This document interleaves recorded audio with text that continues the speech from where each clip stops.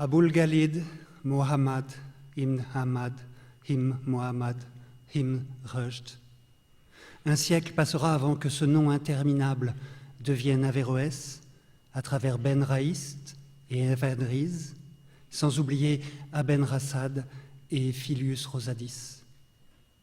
Rédigé le 11e chapitre de son œuvre Ta'afutul Ta'afut, Destruction de la destruction, dans lequel il maintient contre l'ascète persan Ghazali, auteur de Ta'afut ul Falasifa, Destruction des philosophes, que la divinité connaît seulement les lois générales de l'univers, ce qui concerne les genres et non les individus. Il écrivait avec une lente sécurité de droite à gauche. Son application à former des syllogismes et à enchaîner de vastes paragraphes ne l'empêchait pas de sentir comme un bien-être la fraîche et profonde maison qui l'entourait. Au fond de ce repos s'enrouaient d'amoureuses colombes. De quelques patios invisibles montait le bruit d'une fontaine. Quelque chose dans la chair d'Averroès, dont les ancêtres venaient des déserts arabes, était reconnaissant à cette continuité de l'eau. En bas se trouvaient les jardins, le potager, en bas le Guadalquivir, absorbé par sa tâche, plus loin Cordoue, la ville chère à son cœur, aussi lumineuse que Bagdad et Le Caire, comme un instrument complexe et délicat. Et alentour, Averroès le percevait aussi, s'élargissait jusqu'à l'horizon la terre d'Espagne, où il y a peu de choses, mais où chaque chose paraît exister selon un mode substantif et éternel. La plume courait sur le papier, les arguments s'entrelaçaient, irréfutables, mais une légère préoccupation compromettait la béatitude d'Averroès. Le Ta'afut, travail de hasard, n'en était pas le motif, mais un problème de nature philosophique dépendant de l'œuvre monumentale qui justifierait Averroès devant les générations, le commentaire d'Aristote. Ce grec, source de toute philosophie, avait été accordé aux hommes pour leur enseigner tout ce qui se peut savoir. Interpréter ces ouvrages comme font les oulémas le Coran était la difficile entreprise que se proposait Averroès. L'histoire consignerait peu d'événements aussi beaux et aussi pathétiques que ce médecin arabe se consacrant à la pensée d'un homme dont 14 siècles le séparaient. Aux difficultés intrinsèques s'ajoutait le fait qu'Averroès, ignorant du syriaque et du grec, travaillait sur la traduction d'une traduction. La veille, 2 mots douteux l'avaient arrêté au seuil de la poétique. Ces mots étaient tragoedia et comoedia. Il les avait déjà rencontrés des années auparavant au livre 3e de la rhétorique. Personne dans l'islam n'entrevoyait ce qu'il voulait dire. En vain, il avait fatigué les traités d'Alexandre d'Aphrodisia, en vain compulsé les versions du nestorien Unayn ibn Ishaq et de Abou Bachar Meta. Les 2 mots arcanes pullulaient dans le texte de la poétique, impossible de les éluder. Averroès laissa la plume. Il se dit, sans trop y croire, que ce que nous cherchons est souvent à notre portée. Rangea le manuscrit du Ta'afut et se dirigea vers le rayon où étaient alignés, copiés par des calligraphes persans, les nombreux volumes du Mohkam, de l'aveugle Aben Sida. C'était ridicule d'imaginer qu'il ne les avait pas consultés, mais il était tenté par le vain plaisir d'en tourner les pages. Il fut tiré de cette distraction studieuse par une espèce de mélodie. Il regarda à travers les grilles du balcon. Des enfants demi-nus s'amusaient en bas, dans l'étroite cour de terre. L'un debout sur les épaules de l'autre jouait évidemment le rôle du muezzin. Les yeux bien fermés, il psalmodiait « Il n'y a pas d'autre Dieu que Dieu ». Celui qui le portait immobile représentait le minaret. Un autre, prosterné dans la poussière et agenouillé, l'assemblée des fidèles. Le jeu s'interrompit vite. Tous voulaient être le muezzin, personne la tour ou les fidèles. Averroès les entendit discuter en dialecte grossier, c'est-à-dire dans l'espagnol naissant de la plèbe musulmane de la péninsule. Il ouvrit le Kitab Ulayn de Jalil et pensa avec orgueil que dans Cordoue entière, peut-être dans toute l'Andalousie, il n'y avait pas de copie de l'œuvre parfaite supérieure à celle-ci que l'émir Yacoub al-Mansour lui avait donnée à Tanger. Le nom de ce port lui rappela que le voyageur Aboul Qasim al-Ash'ari, de retour du Maroc, devait dîner avec lui le soir même chez le coraniste Farash. Aboul Qasim devait avoir atteint les royaumes de l'empire de Sin, de la Chine. Ses détracteurs, avec cette logique spéciale que donne la haine, juraient qu'il n'avait jamais foulé le sol de la Chine et que, dans les temples de ce pays, il avait blasphémé le nom d'Allah. Sans aucun doute, la soirée durerait plusieurs heures. Averroès promptement reprit le texte du Tahafut. Il travailla jusqu'au crépuscule de la nuit. La conversation dans la maison de Farash passa des incomparables vertus du gouverneur à celles de son frère, l'émir. Ensuite, dans le jardin, ils parlèrent des roses. Aboul Qasim, qui ne les avait pas regardées, affirma qu'il n'y a pas de rose comparable à celles qui ornent les villes andalouses. Farash ne se laissa pas corrompre.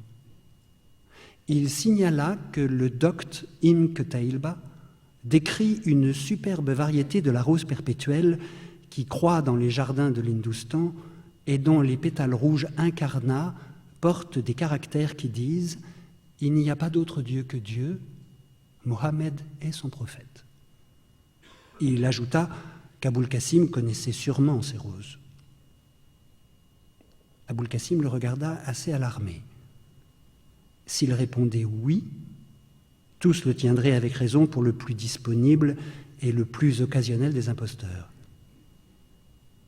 S'il répondait non, il le tiendrait pour un infidèle. Il choisit de susurrer que les seigneurs détenaient les clés cachées et qu'il n'existe pas sur terre une seule chose verte ou flétrie qui ne soit pas mentionnée dans son livre. Ces mots appartenaient à l'une des premières sourates. Un murmure de respect les accueillit. Rendu vaniteux par cette victoire dialectique, Aboul Qasim allait dire que le Seigneur est parfait et impénétrable dans ses voies, quand Averroès déclara, anticipant les lointains arguments d'un Hume encore problématique, « J'ai moins de peine à admettre une erreur du docte Ibn Qutaylba ou de ses copistes que l'idée que la terre donne des roses qui confessent la foi. » « C'est vrai, grande et véridique parole, dit Aboul Qasim. Un voyageur, rappela le poète Abd al-Malik, parle d'un arbre dont les fruits sont des oiseaux verts. Il m'est plus facile de croire à cet arbre qu'à des roses avec des lettres. La couleur des oiseaux, dit Averroès, semble faciliter le miracle. En outre, les oiseaux et les fruits appartiennent au monde de la nature, alors que l'écriture est un art. Passer des feuilles aux oiseaux est plus facile que de passer des roses aux lettres. Un autre invité nia avec indignation que l'écriture fût un art, puisque l'original du Coran, la mère du livre, antérieure à la création, est conservée au ciel. Un autre parla de Shaïs de Basra, qui affirme que le Coran est une substance qui peut prendre la forme d'un homme ou d'un animal, opinion qui paraît s'accorder avec celle des théologiens qui lui attribuent deux faces. Farash exposa longuement la doctrine orthodoxe. Le Coran, dit-il, est un des attributs de Dieu, comme sa piété. On le copie en un livre, on le prononce avec la langue, on s'en souvient avec le cœur. L'idiome, les signes et l'écriture sont l'œuvre des hommes, mais le Coran est irrévocable et éternel. Averroès qui avait commenté la République, aurait pu dire que la mère du livre est quelque chose comme son modèle platonicien. Il nota que la théologie était un domaine absolument inaccessible à Aboul Qasim. D'autres, qui l'avaient aussi remarqué, demandèrent à Aboul Qasim de narrer quelques merveilles. Alors, comme aujourd'hui, le monde était atroce. Les audacieux pouvaient le parcourir et aussi les misérables, ceux qui se pliaient à tout. La mémoire d'Aboul Qasim était un miroir d'intime lâcheté. Que pouvait-il raconter? En outre, on exigeait de lui des merveilles, et la merveille est peut-être incommunicable. La lune du Bengale n'est pas identique à la lune du Yémen, mais on la décrit avec les mêmes mots. Aboul Qasim hésita, puis il parla.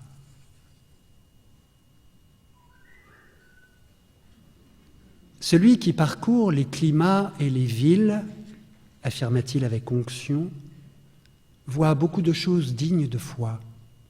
Celle-ci, par exemple, que je n'ai racontée qu'une fois au roi des Turcs.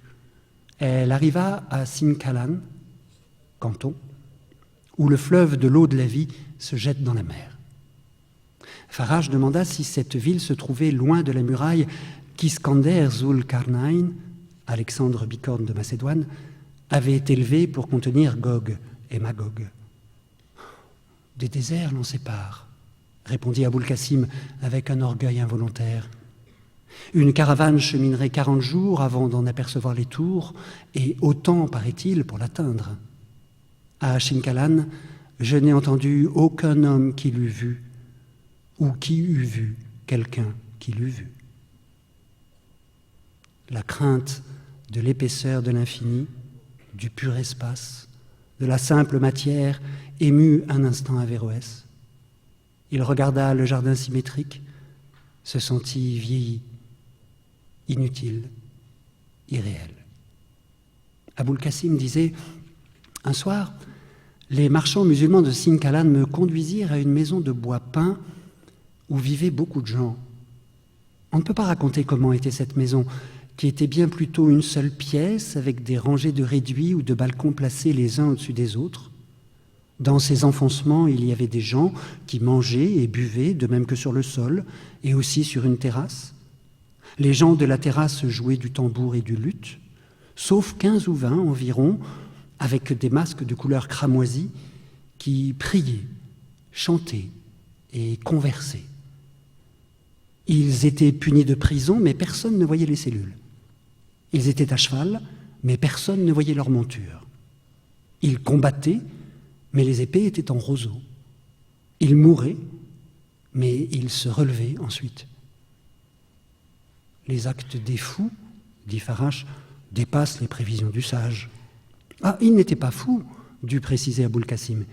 Ils étaient en train, me dit un marchand, de représenter une histoire. Personne ne comprenait. Personne ne paraissait vouloir comprendre. Confus, Aboul Qasim passa d'une narration bienvenue à d'ennuyeuses explications. Il dit en s'aidant avec les mains, « Imaginons que quelqu'un figure une histoire au lieu de la raconter. Supposons qu'il s'agisse de l'histoire des dormants d'Éphèse. Nous les voyons alors se retirer dans la caverne, nous les voyons prier et dormir, nous les voyons dormir avec les yeux ouverts, nous les voyons réveiller au bout de 309 ans, donner aux commerçants une monnaie antique, se réveiller au paradis, nous les voyons se réveiller avec leurs chiens. C'est un spectacle de ce genre que nous montrèrent ce soir-là les gens de la terrasse. Ces personnes parlaient-elles ? Demanda Faraj. Bien sûr, elles parlaient, dit Aboul Qasim, converti en avocat de cette séance dont il se souvenait à peine et qu'il avait fort ennuyé. Elles parlaient et chantaient et discouraient. Dans ce cas, conclut Faraj, il n'était pas besoin de 20 personnes. Un seul narrateur peut raconter n'importe quoi, quelle qu'en soit la complexité. Tous approuvèrent ce verdict. On loua les vertus de l'arabe, qui est la langue dont Dieu se sert pour commander aux anges, puis de la poésie des Arabes. Abd al-Malik, après l'avoir approuvé comme il se doit, censura comme retardataires les poètes qui, à Damas et à Cordoue, s'acharnaient à employer des images d'éleveurs et un vocabulaire bédouin. Il dit qu'il était absurde qu'un homme devant qui s'étalait le Guadalquivir célébrât l'eau d'un puits. Il estima urgent de rénover les anciennes métaphores. Il dit que quand Zouher compara le destin à un chameau aveugle, cette figure avait pu étonner les gens, mais que 5 siècles d'admiration l'avaient usé. Tous approuvèrent cette opinion qu'ils avaient déjà souvent entendue de nombreuses bouches. Averroès se taisait. À la fin, il parla moins pour les autres que pour lui-même. Avec moins d'éloquence, dit Averroès, mais avec des arguments analogues, il m'est arrivé de défendre la proposition que soutient Abd al-Malik. À Alexandrie, il fut avancé que seul est incapable d'une faute, qui déjà l'a commise et déjà s'en est repenti. Ajoutons que pour s'affranchir d'une erreur, il est bon de l'avoir professée. Zouher, dans une Mohalaka, dit qu'au cours de 80 ans de douleur et de gloire, il a vu souvent le destin renverser soudain les hommes comme ferait un chameau aveugle. Abd al-Malik entend que cette figure ne peut plus nous émerveiller. À cette observation, on peut opposer beaucoup de choses. La première, que si le but d'un poème était de nous étonner, sa durée ne se mesurerait pas en siècles, mais en jours et en heures, peut-être en minutes. La seconde, qu'un grand poète est moins celui qui invente que celui qui découvre. Pour louer Ibn Shahal de Berja, on a répété que seulement lui pouvait imaginer que les étoiles, à l'aube, tombent lentement du ciel, comme les feuilles tombent des arbres. Ce qui, si c'était vrai, démontrerait que l'image ne vaut rien. L'image qu'un seul homme a pu concevoir est celle qui ne touche personne. Il est infiniment de choses dans le monde. Chacune peut être comparée à toutes les autres. Comparer des étoiles à des feuilles n'est pas moins arbitraire que les comparer à des poissons ou à des oiseaux. En revanche, il n'est personne qui n'ait éprouvé au moins une fois que le destin est puissant et stupide, qu'il est à la fois innocent et inhumain. Le vers de Zouher se réfère à cette conviction, qui peut être passagère ou permanente, mais que personne n'élude. On ne dira pas mieux ce qu'il a dit là. En outre, et ceci est peut-être l'essentiel de mes réflexions, le temps qui ruine les palais enrichit les vers. Celui de Zouher, quand il l'écrivit en Arabie, servait à confronter 2 images, celle du chameau vieilli et celle du destin. Répété aujourd'hui, il sert la mémoire de Zouher et confond notre affliction avec celle du poète mort. La figure avait 2 termes, maintenant elle en a 4. Le temps argumente le contenu des vers, et j'en sais qui, à l'égal de la musique, sont tout pour tous les hommes.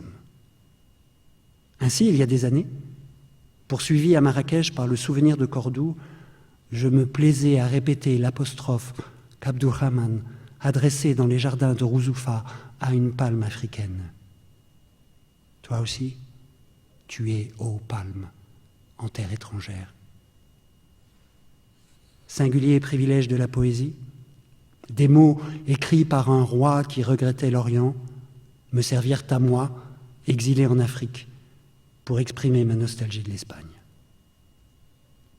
Averroès, ensuite, parla des premiers poètes, de ceux qui, dans le temps de l'ignorance, avant l'islam, avaient déjà dit toute chose dans le langage infini des déserts. Alarmé, non sans raison, par les futilités d'Ibn Sharaf, il avança que dans les anciens et dans le Coran, toute la poésie était inscrite. L'ambition d'innover venait de l'ignorance. Elle était condamnée à l'échec. Les assistants l'écoutèrent avec plaisir parce qu'il prônait le passé. Les muezzins appelé à la prière de la première aube quand Averroès rentra dans sa bibliothèque. Dans le harem, les esclaves brunes avaient torturé une esclave rousse, mais ils ne devaient pas la prendre avant l'après-midi. Quelque chose lui avait révélé le sens de 2 mots obscurs. D'une ferme et soigneuse calligraphie, il ajouta ces lignes à son manuscrit. Aristote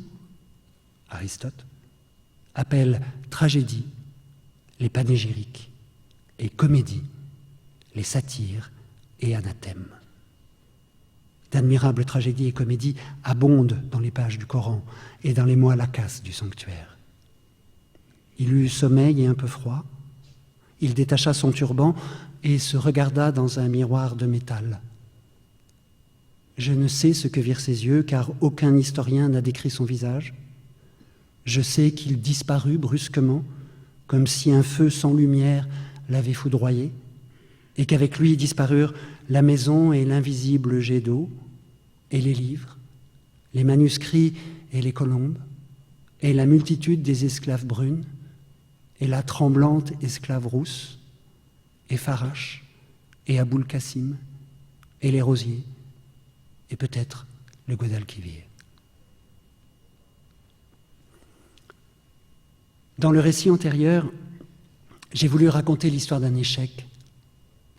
J'ai pensé d'abord à l'archevêque de Canterbury qui se proposa de démontrer qu'il existe un Dieu, puis aux alchimistes qui recherchèrent la prière, la pierre philosophale, puis aux 20 trisecteurs de l'angle et équarrisseurs du cercle. Je réfléchis ensuite qu'apparaîtrait plus poétique le cas d'un homme qui se proposerait un but qui ne serait pas caché aux autres, mais à lui seul. Je me souvins d'Averroès, qui, prisonnier de la culture de l'islam, ne put jamais savoir la signification des mots tragédie et comédie. Je racontais son aventure. À mesure que j'avançais, j'éprouvais ce que dut ressentir ce Dieu mentionné par Burton, qui voulut créer un taureau et créa un buffle. Je compris que mon œuvre se moquait de moi. Je compris qu'Averroès, s'efforçant d'imaginer ce qu'est un drame, sans soupçonner ce qu'est un théâtre, n'est pas plus absurde que moi, m'efforçant d'imaginer Averroès, sans autre document que quelques miettes de Renan, de Lane, d'Assin Palacios.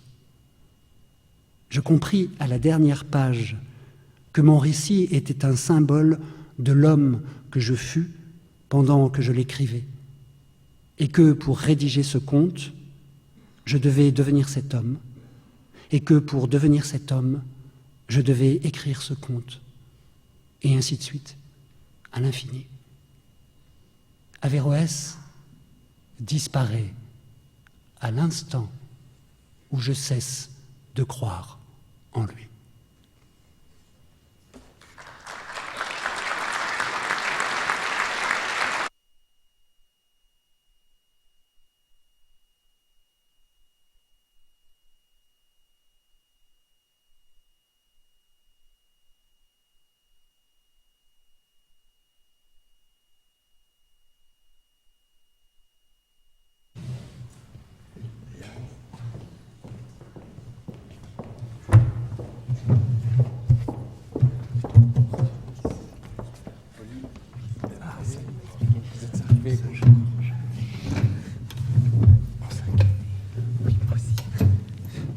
Eh bien, bonsoir.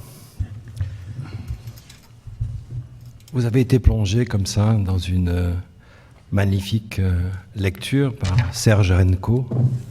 Ces mises en abîme, ces jeux en miroir, ces multiplicités, puis cette évocation de la figure d'Averroès, de la quête d'Averroès, donc texte célèbre de Jorge Luis Borges, tiré de l'Aleph. Et donc nous avons décidé ce soir de parler d'Averroès, même si on a quelques SMS qui nous courent derrière depuis le Guadalquivir. Nous avons décidé donc de parler de se dire que, à la veille de cette 24e édition des Rencontres d'Averroès, c'était bien de se dire, et si on parlait d'Averroès, et si on revenait un peu sur cette figure mythifiée dans la littérature, dans le droit, dans la philosophie, dans l'héritage, qui a été approprié, contesté, enfin bon. Voilà. Et donc, au fond, c'était la belle occasion. L'année dernière, nous étions ici au Théâtre de la Criée pour lancer avec Julien Loiseau le Collège de Méditerranée. Eh bien, comme ça, en prélude des rencontres, nous prenons l'habitude de lancer quelque chose. Eh bien, cette année, nous lançons notre moment de pensée, notre lieu, qui est donc la chaire Averroès, qui est en train justement d'être créé par, vous avez un panneau là, l'Institut méditerranéen de recherche avancée, donc je suis sûr que vous savez tous dans la salle ce que c'est. Donc c'est une fondation d'Aix-Marseille Université qui est basée juste derrière le Palais Longchamp, et qui est une sorte d'oasis du savoir. Donc dans la salle, Dominique Maraninki, qui est son président, et Raoul Boussekine, son directeur, puis je vois aussi Pascal Hurtado.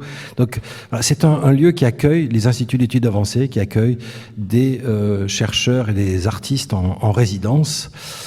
Et on a créé dans ces lieux des chaires. Et l'idée a été justement de créer une chaire Averroès. C'est ce dont nous allons parler ce soir. Il se trouve que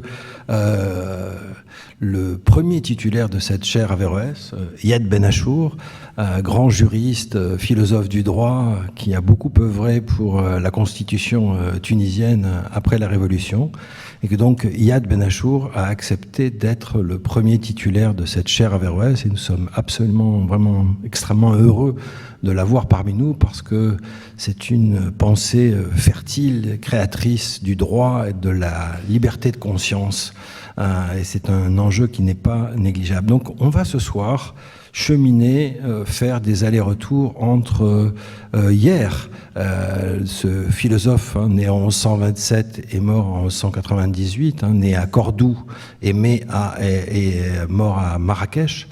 Donc c'est au fond un homme des deux rives qui a donné le nom à ces rencontres qui ont le plaisir d'accueillir un public aussi nombreux.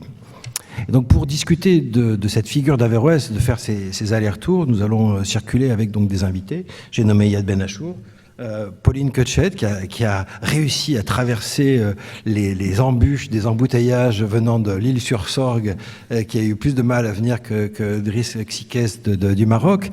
Donc Pauline, qui était là aussi l'année dernière aux rencontres d'Averroès, qui est philosophe, qui au CNRS, au Centre Paul Albert Février, à la Maison méditerranéenne des sciences de l'homme, et qui, elle aussi, a accompagné ce projet de chaire Averroès. Driss Xiques, qui est intellectuel marocain, homme de théâtre, qui lui, je pense, connaît assez bien la distinction entre tragédie et comédie, qui est écrivain et qui vient de sortir un très beau texte qui s'appelle Au détroit d'Averroès, qui a eu un grand succès au Maroc. On a déjà la 2e édition, qui sera publiée l'année prochaine chez Fayard, dans la collection de Barbara Cassin et d'Alain Badiou.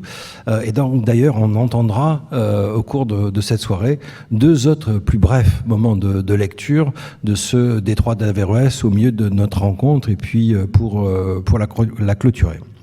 Enfin, Jean-Baptiste Brenet, qui est philosophe, qui a chaire de philosophie à la Sorbonne, qui, en compagnonnage avec Alain de Libera depuis de nombreuses années, donc s'est penché de très très près sur Averroès l'inquiétant ou Averroès qui fantasme. Donc voilà une table pour essayer au fond, puisque vous entendez parler d'Averroès à ces rencontres, alors et se dire au fond de qui s'agit-il. Alors j'aimerais pour commencer, en quelques minutes, que chacun, après avoir entendu cette très belle lecture par Serge Renko du texte de Borges, j'aimerais au fond que vous nous disiez les uns et les autres, et si Pauline en est d'accord, je vais commencer par elle. Quel est votre Averroès pour vous, quand vous fermez les yeux ou vous les ouvrez grands? Averroès, c'est qui? Comment l'entendez-vous? Pauline Cutchet. Quelques minutes. Oui, bonsoir. Alors, Averroès, on pourrait, en tout cas pour moi, c'est un petit peu l'impression que j'en ai, c'est à la fois la figure la plus connue de la philosophie arabe médiévale et celle qui semble un petit peu, et donc celle qu'on croit le mieux connaître en tout cas, et qui est une figure qu'on a érigée parfois en modèle, sur laquelle on projette, on projette beaucoup de choses. Et à la fois donc une figure, quand on revient aux textes eux-mêmes, quand on essaye de comprendre, qui est toujours surprenante malgré l'impression qu'on a de déjà la connaître, de déjà qu'elle est comme c'est comme une marque en fait, c'est comme une marque qu'on a l'impression on arrive avec beaucoup d'idées et en fait il nous surprend toujours et encore. Avec en plus un homme à multiples casquettes qui fait que son œuvre de juriste, son œuvre de philosophe, il s'agit c'est un palimpseste à lui tout seul, il y a plein de feuilles qui s'entremêlent. Oui. Et la surprise, l'étonnement, parce qu'on projette beaucoup et en même temps il arrive encore à nous surprendre. Yad Ben Achour, quel est votre Averroès? Alors que je rappelle que Averroès, en arabe, Ibn Rushd, c'est le fils de la rectitude. Oui, pour un juriste, le fils de la rectitude, ça va pas mal. D'abord, je voudrais sortir un peu du sujet pour dire que je suis très étonné que lorsque Thierry Fabre décide de lancer une chaire Averroès à l'IMERA, il choisit parmi les personnes les plus qualifiées, les philosophes, ceux qui ont travaillé sur Averroès, sur les manuscrits, sur les transcriptions, sur les traductions, qui connaissent Averroès dans ses lignes et dans ses interlignes. Il est choisi la personne apparemment la moins qualifiée. Mais c'est à partir de là que je vais répondre maintenant à la question qu'il me pose.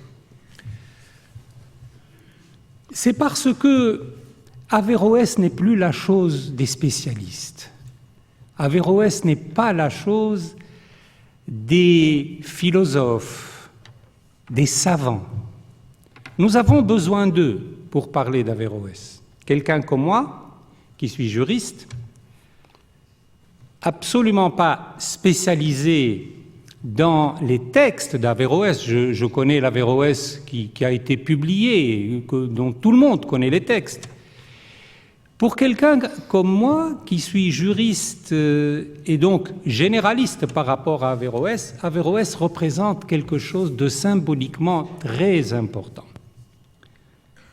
Parce qu'il est l'homme de la discontinuité. Il travaille dans ce que les Arabes appellent le turath, c'est-à-dire la tradition, la sacralisation de la parole des interprètes, de la parole des fuqaha, de la parole des juristes, de la parole des grammairiens, de la parole des spécialistes de la langue arabe, etc., etc. Et lorsqu'il s'introduit là où il met la main, il casse, il rompt. Autrement dit, Averroès, pour nous, pour le non-spécialiste que je suis, est l'homme de la discontinuité, l'homme de la rupture, l'homme des révolutions intellectuelles. Et pour lui, la raison, puisque c'est l'instrument principal de la réflexion, n'est pas seulement ce qu'elle a été pour les fuqaha traditionnels, c'est-à-dire les juristes dans l'histoire du monde musulman, les fondateurs d'écoles, de l'école malikite, de l'école hanéfite, etc., etc. Ce n'est pas cette raison qui permet d'interpréter, seulement d'interpréter les textes. C'est une raison fondatrice. Averroès m'intéresse parce que la raison pour lui est une raison fondatrice et non pas simplement une raison instrumentale. Elle ne sert pas uniquement et exclusivement à l'examen de questions prédéterminées, mais il utilise la raison pour connaître, autrement comme source de la connaissance. Et par conséquent, ce qui m'intéresse chez Averroès, c'est que il n'est pas le seul, hein, dans la tradition islamique, il n'est pas le seul, mais il est le plus important, le plus connu, comme l'a dit Pauline, et il m'intéresse en tant qu'homme de la rupture, homme de la révolution intellectuelle. Il l'a montré dans sa philosophie, mais il l'a montré également en tant que juriste, et ses positions sur un certain nombre de questions, notamment sur la question de la femme, sont absolument innovatrices. Et dans le monde dans lequel nous vivons, je termine, dans le monde dans lequel nous vivons, qui est un monde de la culture des fermetures, la culture des clôtures, nous avons besoin de cette tradition de la discontinuité, de la cassure et de l'innovation. Jamais le monde musulman, mais pas seulement le monde musulman, parce que les musulmans se trouvent partout dans le monde, nous n'avons jamais eu autant besoin de rénovation de la pensée, de rupture et de discontinuité autant qu'aujourd'hui, pour lutter contre cette culture de la fermeture et des clôtures. Voilà en quoi je m'intéresse à Averroès. La quête d'Averroès continue, et donc je me tourne vers l'écrivain, le dramaturge. Donc Averroès, quel est votre Averroès, Driss Xiques? D'abord, merci. Si Ayad Ben Achour dit qu'il n'est pas spécialiste, moi je suis juste un intrus. Mais les écrivains sont toujours des intrus, non? Mais voilà, moi je suis autant intéressé, très intéressé par Ibn Rushd dans le texte que par la destinée posthume d'Ibn Rushd et d'Averroès. Je pense que voilà un penseur, un philosophe, qui a prôné la double vérité, donc qui a mis Aristote et le Coran sur un pied d'égalité, qui a essayé de penser la possibilité, qui a essayé d'affranchir les hommes du dogme et des intermédiaires, des théologiens, de la pensée spéculative, qui a prôné la démonstration rationnelle, qui a connu le destin dans sa vie que l'on connaît, l'exil, etc., et qui, à titre posthume, n'a jamais cessé d'être, d'une certaine manière, maltraité. Bien entendu, il a été porté, heureusement, par des relayeurs, par des traducteurs, des transcripteurs, partout. Mais en même temps, il a tout le temps été considéré comme marginal, comme ne pouvant pas être au cœur de ce qui peut fonder la rationalité dans les pays musulmans. Je ne parle pas de ce qui lui est arrivé entre le XIIIe et le XVIIe siècle en Europe.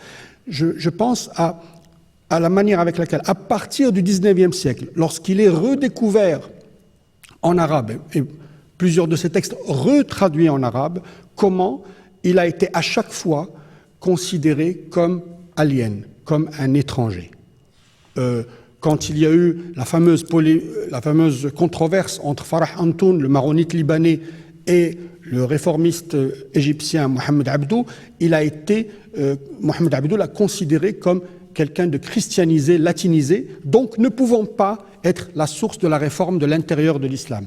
Lorsque des penseurs rationalistes au XXe siècle se sont référés à lui, ils ont été marginalisés, et donc sa pensée n'a jamais été prise au sérieux pour fonder, comme l'a été la pensée d'un Erasme ou d'un penseur médiéval, parce que c'est un prémoderne, pris au sérieux pour fonder une possible rationalité de l'intérieur de l'islam. Donc pour moi, il est aussi la métaphore d'une béance. Je viens du Maroc, c'est là où il a été enterré dans un premier temps, puis déterré, et on a transporté ses livres et son corps, et j'ai l'impression que son esprit aussi, parce que tous ceux qui aujourd'hui essaient de se saisir de sa pensée, ils ne font que l'inventaire. Mais sa pensée ne percole pas dans les écoles, ne percole pas dans la pensée collective. Et là, il faut revenir à l'origine. Si en terre d'islam, il a été c'est le sultan Abou Yaqub Youssef qui a été celui qui lui a demandé de faire le commentaire d'Aristote. Il faut savoir que c'est en Europe, il a perduré grâce à l'université. Or, chez nous, il est resté celui dont le mécène était le sultan, mais il n'y a pas eu de temple du savoir profane qui puisse faire perdurer sa pensée et la faire percoler dans le réel. Alors, Jean-Baptiste Brenet, la béance, la discontinuité, le palimpseste, voilà quelques figures pour évoquer Averroès. Il se trouve que, je ne veux pas vous qualifier d'avéroïste, mais quand même, c'est une figure qui, dans votre travail de philosophe, est au cœur de votre réflexion et de vos publications. Alors, comme ça, en 2-3 minutes, je sais que c'est cruel, mais votre Averroès, la quête d'Averroès entendue chez Borges, et comment il vous apparaît? Bonsoir d'abord, et je suis très heureux d'être à Marseille ce soir avec vous. Qui est votre ville, je le rappelle. Ma ville, oui, voilà. Effectivement, quel Averroès, c'est une bonne question parce qu'il est multiple et on pourrait être plusieurs à en parler de points de vue très différents si on s'intéresse à sa dimension de juge ou de juriste, sa dimension de médecin, sa dimension de philosophe ou de commentateur, voire de théologien. Moi, l'Averroès qui m'intéresse, bon, il est multiple aussi. Et puis l'intérêt qu'on a pour un auteur, ça relève toujours de dimensions un peu personnelles, difficilement explicables, sinon à la fin de sa vie, qui n'est pas encore là. Et l'homme qui m'intéresse, c'est d'abord un héritier, c'est-à-dire c'est quelqu'un qui arrive au terme d'une longue histoire arabe dans le champ de la philosophie, qu'on appelle la falsafa. C'est-à-dire Averroès, déjà en Andalousie, il est un héritier, il a 2 grands prédécesseurs. Et puis il vient lui-même au terme d'une belle histoire arabe que précèdent Ibn Sina, Avicenne, Al-Farabi par exemple. Et donc comme philosophe héritier de cette longue durée gréco-arabe, il mérite déjà d'être lu parce que c'est un remarquable philosophe, extrêmement minutieux, extrêmement précis, extrêmement pertinent. Mais Averroès, comme cela vient d'être dit, a eu comme sort absolument extraordinaire dans l'histoire de n'être pas seulement un héritier, mais d'une certaine manière de constituer un héritage, puisqu'il a été une figure centrale du monde juif et du monde latin, puisqu'on peut dire que sans lui, et sans Avicenne d'abord, mais sans lui ensuite, l'université, donc l'Europe, n'aurait pas existé telle qu'elle a existé. Et donc cet homme relève de plusieurs histoires, mais si je souscris tout à fait à ce qui a été dit tout à l'heure sur la discontinuité, on pourrait dire qu'il mérite la lecture, et c'est le mien aussi, en tant qu'il appartient à une seule et même histoire de la rationalité. C'est-à-dire qu'il faut le voir comme une sorte de trait d'union, sans laquelle la vision que nous avons de l'histoire de la pensée, la vision qu'on nous a enseignée, serait totalement trouée, totalement incomplète. Et donc dans l'histoire de Alain de Libera parlait justement de cet héritage oublié et dont il est exactement. Une figure emblématique. Donc il mérite d'être... l'Averroès qui m'intéresse, c'est cette double figure d'arabe, et d'arabe sans qui l'Europe telle qu'elle est n'aurait pas existé.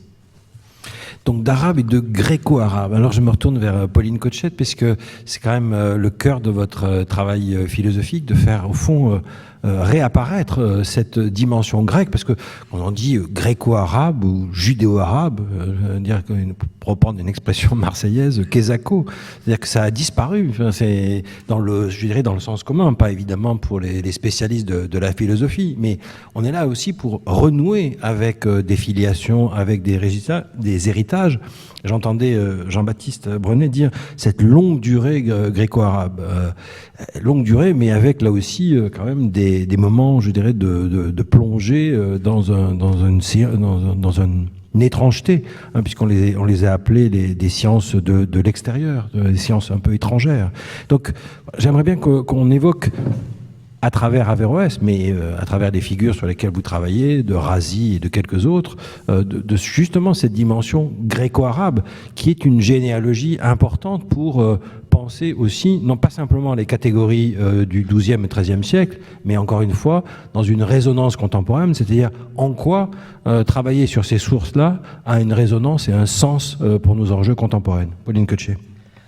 Alors oui, c'est vrai que moi je travaille sur Abou Bakr al-Razi, donc qui est un philosophe de la fin du 9e, début du 10e. Mais bon, disons que les résonances, c'est qu'en fait, on peut considérer cette période qui part du milieu du 8e siècle jusqu'au 10e siècle, on va dire, comme vraiment une période d'une portée intellectuelle aussi profonde que la Renaissance, qui est une période où les textes grecs philosophiques sont traduits en arabe, mais ça va aussi avec un dynamisme intellectuel qui est absolument gigantesque. Et étudier cette période, en fait, nous permet de comprendre qu'en fait, l'histoire de la pensée, c'est une histoire qui est faite de rupture, qui est faite aussi de continuité, mais pas là où pas là où on aurait tendance à les mettre si on l'aborde avec des catégories préconçues. Donc ça nous permet d'interroger en fait les catégories avec lesquelles nous avons tendance à lire le monde si on est le nez trop près de la vitre, en gros. Donc, c'est interroger nos objets, par exemple, le monde arabo-musulman, est-ce que c'est un objet ou non? Le monde musulman, est-ce que c'est... et les civilisations, quel genre d'objets sont les civilisations? Est-ce que ce ne sont pas plutôt des histoires plutôt que des objets? Donc, c'est plutôt étudier ce moment-là de la pensée, le moment où donc l'arabe aussi apparaît comme une langue, l'arabe se construit comme une langue scientifique. Et philosophique. Et philosophique, bien sûr.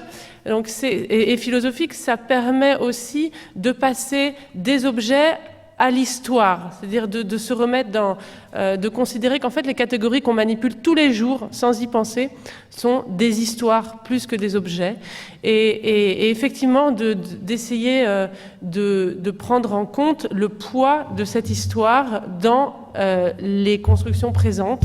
Et de se dire que finalement, aborder le monde arabe, par exemple, ou le monde arabo-musulman comme une espèce de boîte, comme ça, avec des objets dedans, comme une boîte maracas, qu'on peut secouer en disant on va mettre la frontière là, on va faire ci, on va faire ça. Bon, en fait, évidemment, si on se remet dans le temps long de l'histoire, on voit bien que on peut pas aborder une civilisation, pour le dire vite, d'une manière comme ça, trop penchée sur l'actualité. Il y a effectivement l'idée finalement de reconstruire des généalogies. Pour prendre cette formule qui vient de Nietzsche, mais qui a été retravaillée, non pas simplement comme origine, mais comme provenance. Et de construire des généalogies en montrant qu'effectivement, il y a là des filiations majeures, notamment de l'héritage grec, de la pensée aristotélicienne, et que Aristote et quelques autres, Averroès et quelques autres ont joué un rôle absolument décisif, pour reprendre l'expression de son traité, dans le débat philosophique qui a, je dirais, fécondé la pensée européenne, la pensée juive, peut-être plus, au moins dans la période médiévale, que la pensée musulmane elle-même. Donc comment l'idée, c'est qu'il ne s'agit pas, à travers ces références, de retourner vers un passé enchanté ou de vieille lune, mais de montrer qu'au fond, cet héritage d'une pensée rationnelle n'est pas englouti, il fait encore sens aujourd'hui. Oui, en fait, ce qui est très intéressant quand on revient au texte même, c'est se demander vraiment ce que les Arabes, pourquoi ils se sont intéressés aux Grecs, ce qui les intéressait tant que ça. Et pourquoi, finalement, pourquoi cet immense intérêt pour les Grecs? Pourquoi? Et ce qui est extrêmement, on comprend quand on compare, quand on lit les textes et qu'on essaie de comprendre pourquoi finalement cet intérêt pour les Grecs, on comprend qu'en fait l'apparition de l'islam, qui a évidemment bouleversé le monde devenu donc arabo-musulman, donc a introduit de nouveaux enjeux de pensée, et qui étaient donc contemporains pour les philosophes, qui étaient des enjeux qui se posaient dans leur société, dans la société dans laquelle ils vivaient, et que c'est pour répondre à ces enjeux-là qu'ils se sont tournés vers les Grecs, qu'ils ont donc considérés comme utiles immédiatement pour répondre à des questions qui leur étaient contemporaines, et pas simplement dans une optique rien contre les conservateurs de musées, bien sûr, mais de conservateurs, d'une espèce de conservatoire qu'il faudrait laisser pour transmettre aux générations futures, voire évidemment à l'Europe, comme si tout était finalement dirigé vers une fin, alors que pas du tout. L'intérêt était actuel. Et c'est cet intérêt actuel et le mouvement et le fait qu'ils travaillaient, que les philosophes arabes travaillaient pour la plupart à partir de traductions, dans un creuset multilinguiste, c'est ce qui a permis justement une lecture créative des textes grecs, une lecture renouvelée. Évidemment, si le seul but c'était de conserver les textes grecs pour les passer aux Européens qui en étaient les destinataires finaux et les légitimes, ça n'aurait pas eu... C'est la lecture de l'histoire européocentrée. Voilà, c'est ça, c'est une histoire volée, c'est une histoire volée européocentrée.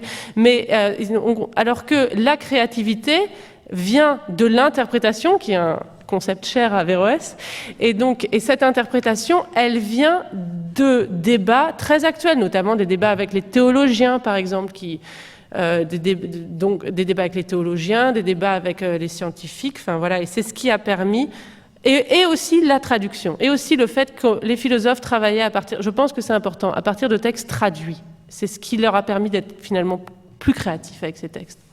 Alors, on a parlé, Yad Ben Achour, de cette longue durée gréco-arabe. Et donc, moi, je voudrais qu'on revienne, au fond, sur la figure d'Averroès aujourd'hui et, au fond, sur la création de cette chaire Averroès. Donc, vous avez accepté d'en être le titulaire. Non pas comme spécialiste d'Averroès, puisque c'est comme les rencontres d'Averroès, on passe pas notre temps à parler d'Averroès, mais comment ça fait écho, et au fond, à partir de cette idée-là, de cette figure un peu emblématique que représente Averroès, et donc notamment du rapport à la rationalité dans des systèmes de pensée qui sont principalement quand même avec une forte dimension religieuse, comment est-ce que vous voyez le sens, la portée de ce que pourrait être cette chaire Averroès? On ne va pas vous demander quels sont les cours et les conférences que vous allez donner à cette occasion, c'est un peu tôt puisque la résidence se fera au deuxième semestre l'année prochaine, mais au fond, comment ça fait sens pour vous de se faire référence à cette figure d'Averroès? Est-ce que ça, les enjeux, jusqu'aux enjeux les plus contemporains auxquels vous avez finalement été assez directement confrontés au moment de l'élaboration de la Constitution tunisienne? Oui, c'est toujours l'éternel débat entre une certaine interprétation du patrimoine culturel, de la tradition culturelle, du Tourath, et la liberté de l'homme, la liberté de penser, mais toutes les libertés, la liberté de conscience, la liberté de religion, etc., etc.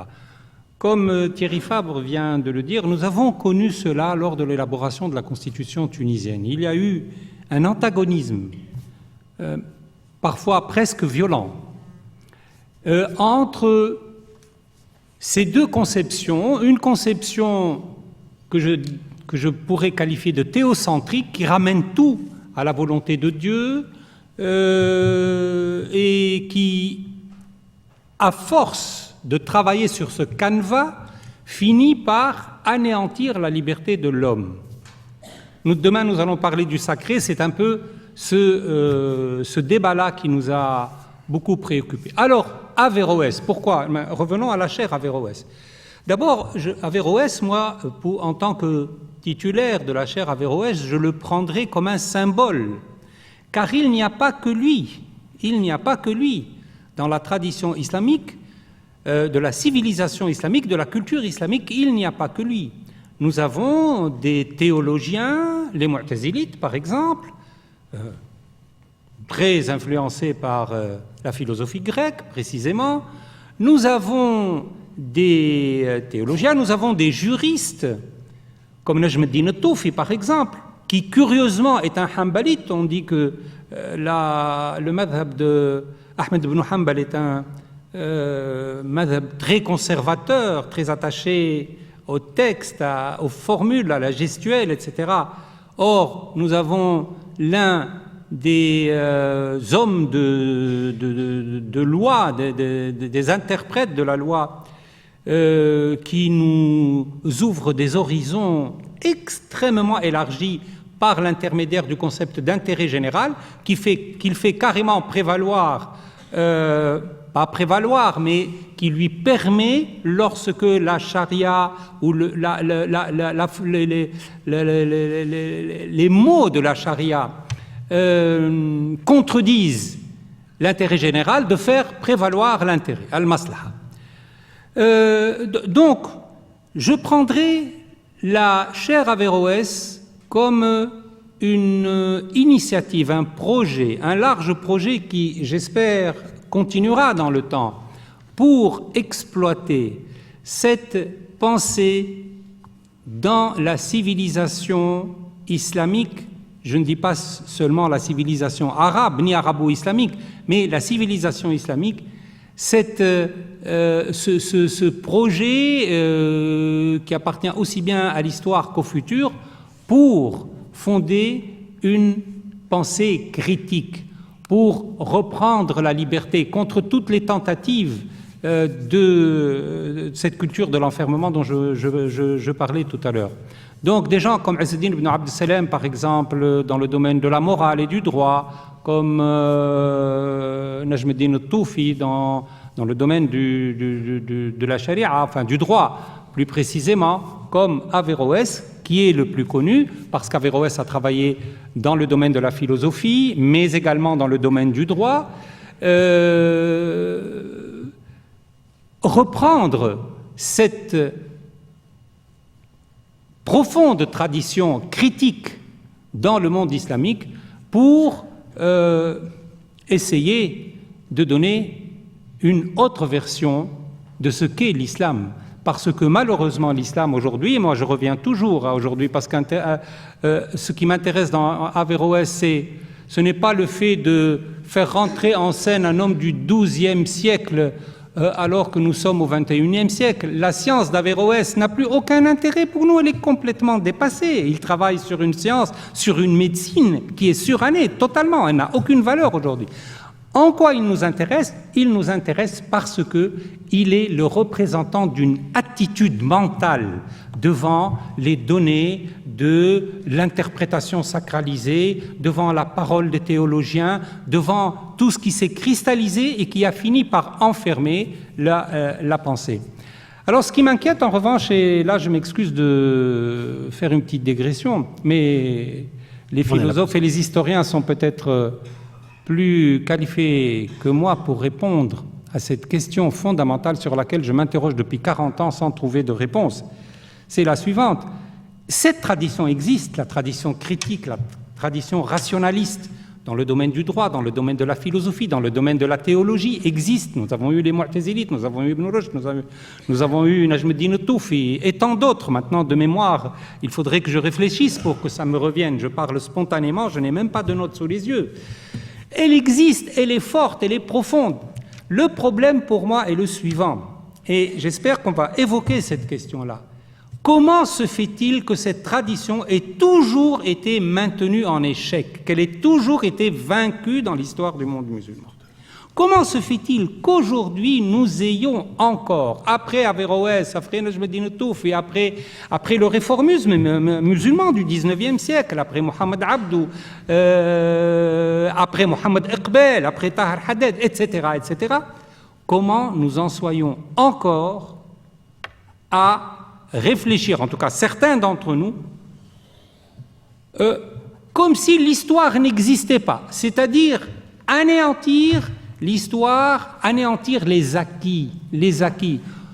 Quel est le secret de cette absence de capitalisation de notre tradition rationaliste et novatrice? Comment se fait-il, par exemple, qu'Averroès soit devenu l'avéroïsme latin? Enfin, Averroès n'a pas écrit en latin ni en grec, il a écrit en arabe. Comment se fait-il qu'il ait eu son influence, sa radiation en Europe et dans toutes les universités européennes qui se sont constituées pour étudier sa pensée? Tout à l'heure, Jean-Baptiste Brenet disait sans Averroès, l'Europe n'existerait pas. Mais moi, ça m'affole, cette question-là, cette observation de la part d'un spécialiste en plus. M'affole parce que je me dis, mais que se passe-t-il? Comment se fait-il qu'un philosophe arabe, musulman ait eu le succès qu'il a eu dans les universités de Bologne, à Paris, à la Sorbonne, en Sicile, à l'université de Montpellier, etc., dans toute l'Europe, et qu'il ait été ignoré dans son territoire, dans sa géographie, dans son histoire. Comment se fait-il que, dans l'histoire de l'islam, nous ayons toujours eu ces mouvements de réaction, les Almohades,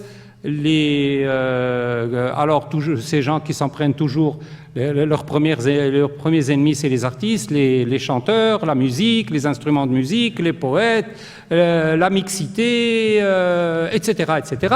C'est toujours les mêmes thèmes qui reviennent. Comment se fait-il que le monde musulman, entre ces deux tendances, ait toujours succombé sous la tendance la plus négatrice, à mon avis, la plus, disons, entre guillemets, réactionnaire. Donc, entre les Almohades, les Wahhabites, Daesh, etc., c'est une lignée. Comment se fait-il que cette lignée ait encore tant d'importance aujourd'hui ?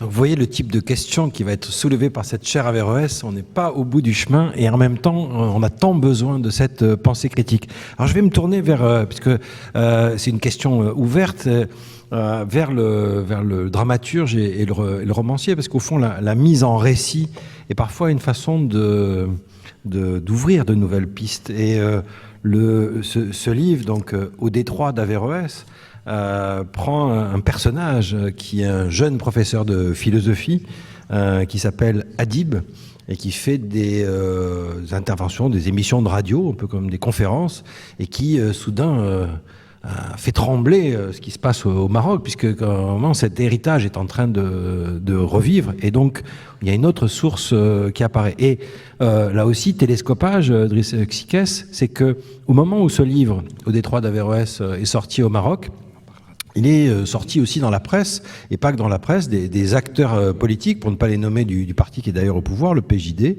qui, un peu comme Hassan II, 20 ou 30 ans avant, voulait à nouveau interdire l'enseignement de la philosophie en classe. Donc voilà, cet aller-retour me paraît intéressant. Donc comment est-ce que cette flamme-là, cette flamme d'une chandelle, comme disait si bien René Char, est-ce qu'elle est susceptible de revivre, comme tente de le faire Adib au Maroc ? Oui, le narrateur dans le livre, il parle d'une sorte d'énergie fossile qu'il faut remettre en marche, et que d'une certaine manière, elle s'est éteinte. Alors, ça me permet tout de suite de rebondir sur ce que disait Ayad Ben Achour. Je pense que le problème est politique. Le problème, il est d'abord éminemment politique, parce que des États qui se revendiquent de la religion comme source de légitimité et d'une conception limitative de la religion se retrouvent parfois en porte-à-faux par rapport à la politique éducative, par rapport à qu'est-ce qu'on fait dans l'école. Ce que j'observe, c'est que les manuels d'éducation islamique qui ont été l'objet de cette controverse ont tout simplement, il y a eu un cours dans lequel les professeurs ont mis en valeur un théologien du XIIe siècle qui vilipende la philosophie. Les professeurs de philosophie sont montés au créneau, ils ont dit, ils auraient pu mettre peut-être Averroès, qui est de la même époque, et permettre aux élèves de se faire une idée. Alors, quand je dis c'est une question politique, je ne dis pas qu'elle vient uniquement d'en haut, elle vient aussi des acteurs. Elle vient de la société elle-même qui ne s'est pas autorisée. Il ne s'est pas autorisé à penser. Alors, je vois mon ami Ayad Ben Achour. Je pense que nous n'avons pas la même. La Tunisie est plus avancée, a été plus avancée que tous les autres pays de la région dans sa capacité à s'émanciper. Nous sommes plutôt dans notre pays, on est dans un pays qui est plus conservateur par rapport à cela. Ce que j'observe aussi, c'est que qu'est-ce que veut dire l'interprétation ? Cette question de l'interprétation si chère à Averroès. Aujourd'hui, nous avons des discussions, des débats, des polémiques sur comment on peut réinterpréter, comment on peut réinventer la tradition. Comment, c'est la thèse de la modernité comme réinvention de la tradition plutôt qu'une greffe d'un objet extérieur. Je pense que là-dessus, sur cette capacité à réinventer de la tradition, à être contemporain, il y a une limitation que nous retrouvons chez les enseignants, chez le personnel politique, dans l'absence d'espace public, dans l'absence d'un espace public dans lequel il y a une pluralité de voix qui peuvent s'entendre. L'autre point qui me semble fondamental, c'est que cette idée que le logos n'est pas l'apanage du grec et que le logos est aussi arabe, que l'humanisme peut être réinventé à partir du Sud, qu'il y a quelque chose d'une sorte d'universel avec plusieurs affluents, est une idée qui est restée une idée élitiste, qui n'a pas réussi à se transmettre dans la société de manière très forte. Je pense que, moi personnellement, ce sont ces quelques manifestations qui me semblent peut-être dire le malaise que nous vivons aujourd'hui, cette incapacité à franchir le pas d'une liberté d'interprétation et d'une capacité à transmettre cela dans l'espace public. Eh ben on va entendre, si vous voulez bien, Serge Renko qui va nous lire un court extrait Au détroit d'Averroès pour justement cette mise en récit autour de la figure de ce philosophe et dans comment un philosophe contemporain se saisit de cette histoire. Serge Renko.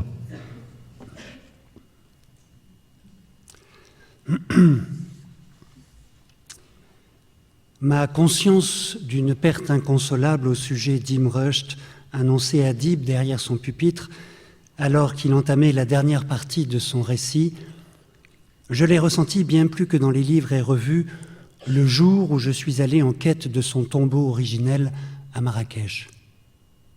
Je me souviens encore de cet épisode incroyable. J'étais à l'époque sur le point de décrocher à l'université mon premier sésame en philosophie. Ce voyage à Marrakech n'était pas prévu au programme. J'y étais allé avant tout en quête d'air sec et de pause pour mes bronches mises à l'épreuve à intervalles irréguliers. Un ami m'avait vaguement indiqué où se trouvait le sombre mausolée, Bab Tarzout. Des textes anciens m'avaient alerté sur la symbolique du lieu, mais personne ne m'avait prévenu de son indigence. Trop de pierres jonchaient le chemin chaotique qui y menait. Aucun nom. Baalal, gardien aveugle, homme humble et cultivé, autrefois compteur sur la place Jama el-Fna, était surpris que je m'adresse à lui, sans détour. Assis à même le sol, il s'est tout de suite redressé pour mieux entendre ma requête étrange, incongrue.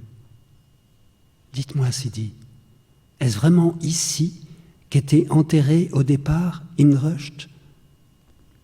Alors qu'il hochait la tête et que je ne savais s'il fallait interpréter cela comme une affirmation ou une manière de se mettre en branle pour éjecter la parole, il finit par mettre la main sur mon épaule, à trouver appui sur mon corps à proximité et donner enfin libre cours à ces mots.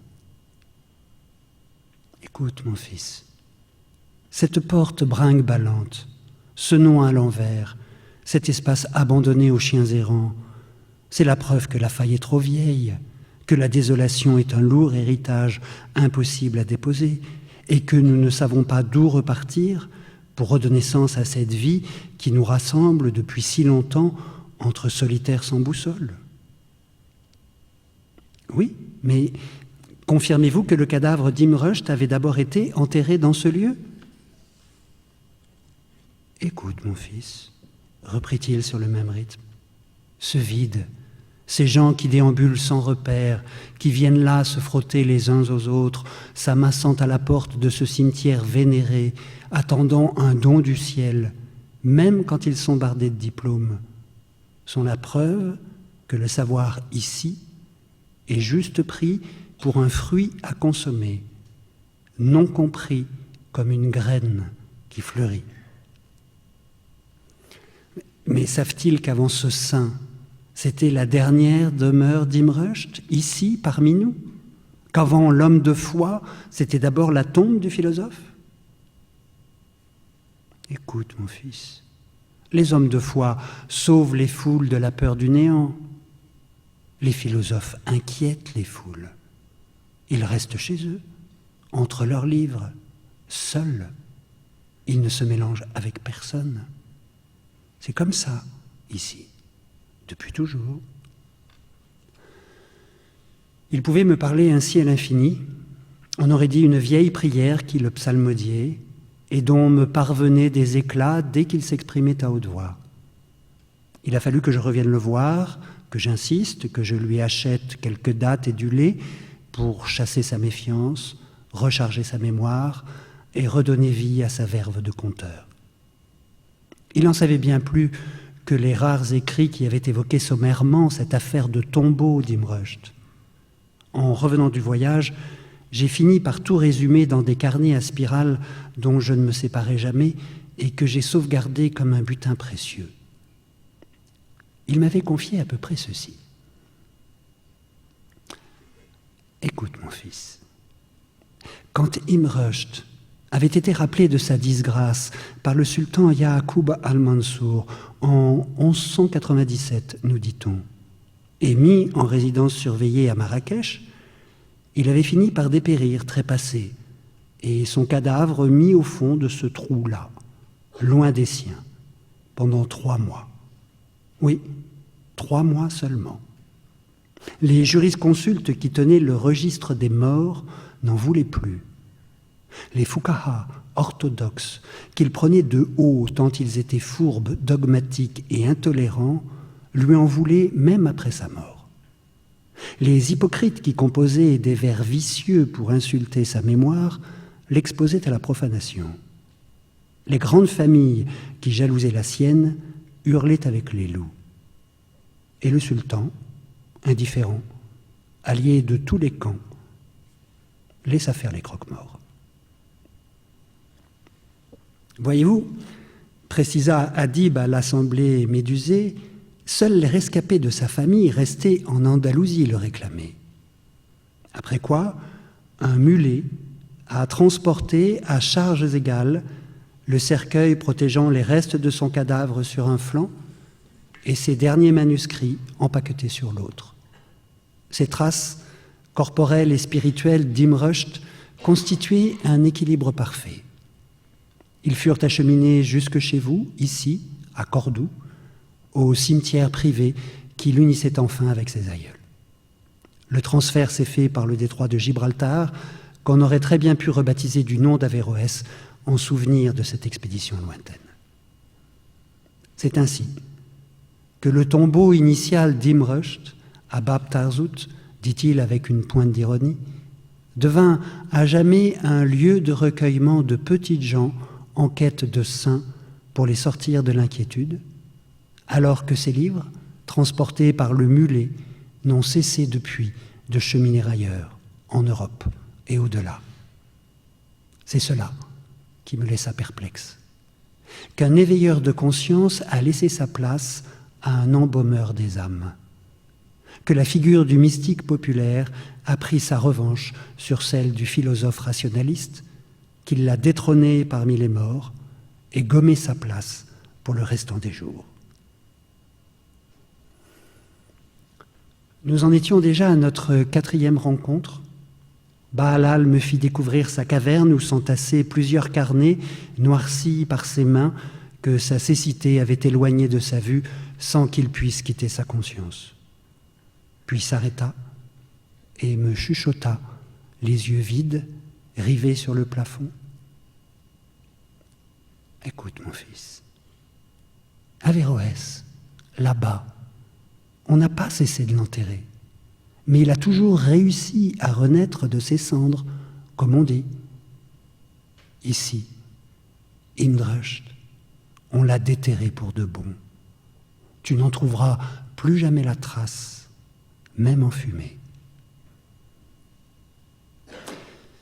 Ce qui me marqua plus que tout, c'est que Bahalal, autrefois conteur du peuple, semblait être l'une des rares personnes encore en vie qui connaissait, malgré les secousses de l'histoire, l'origine troublante du double enterrement physique d'Imre-Ust. Cette perte initiale, faille jamais résorbée, conclut Hadib devant le public de Cordoue, même les conteurs actuels ne jugent plus utile de la relater en public. Merci, Salomon.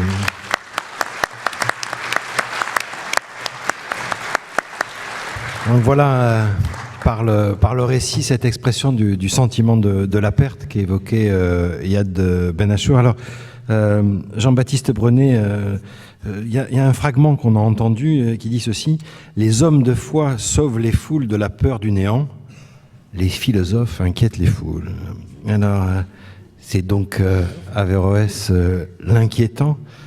Comment est-ce que vous percevez justement cette question de translatio studiorum, de transfert des études, et comment pourquoi qualifier Averroès d'inquiétant? Jamais Averroès n'aurait souhaité inquiéter les foules, jamais. C'est son obsession de surtout ne pas divulguer la parole philosophique pour que la foule reste à sa place, non pas dans l'illusion mais dans la vérité, mais ça c'est à part.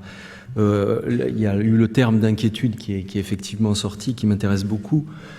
Si on prend les choses par ce biais, la situation est la suivante.